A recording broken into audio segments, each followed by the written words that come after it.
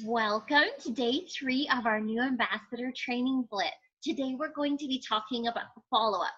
The fortune is in the follow-up. People often will not jump on your website and order right away when you tell them about this brand new thing you're crazy about. Some people will, but the majority of people need several exposures. Well, before they sign up. I mean, it's kind of like farming. You plant the seed, you pull the weeds, the rain rains on it, the sun shines on it, and it's a whole process of layering exposure. So we're going to talk about that today. Go to Plexus Ambassadors of Hope, go to the files, and download the follow-up form.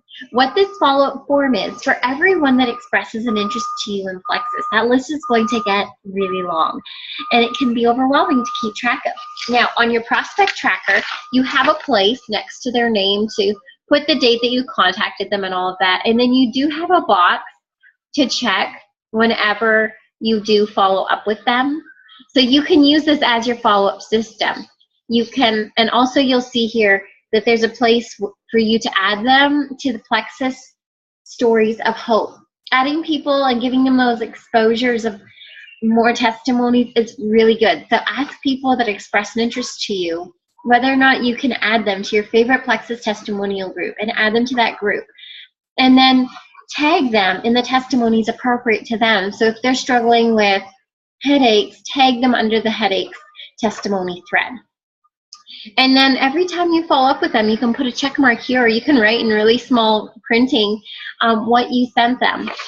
What I like to do is I like to fill out a follow-up form for each person where I can fill out their name, their health issues, their contact information. And then at the bottom, I write the date and what I sent them every time I follow up with them so that I don't double send, I don't lose track of what I've given them and what I have not. And then what I do is I have a binder, and in it I have dividers 1 through 31. This is pretty big here, but you see there are 31 dividers. And what I do then is, well, let's say today's the 8th. Whenever I reached out to them today and they reached back to me and I'm like, well, I want to follow up with them in 3 days, I'll put them under the 11th, under 11 tab. And so when the 11th comes around, all I have to do is open tab 11 and I know who I'm going to follow up with. So I love that. And this form just helps keep that organized for me by keeping it in the proper dividers. Okay, so print out your follow-up forms and fill those out for the people that are interested. And today I want you to follow up with 2 people that have expressed an interest to you in Plexus.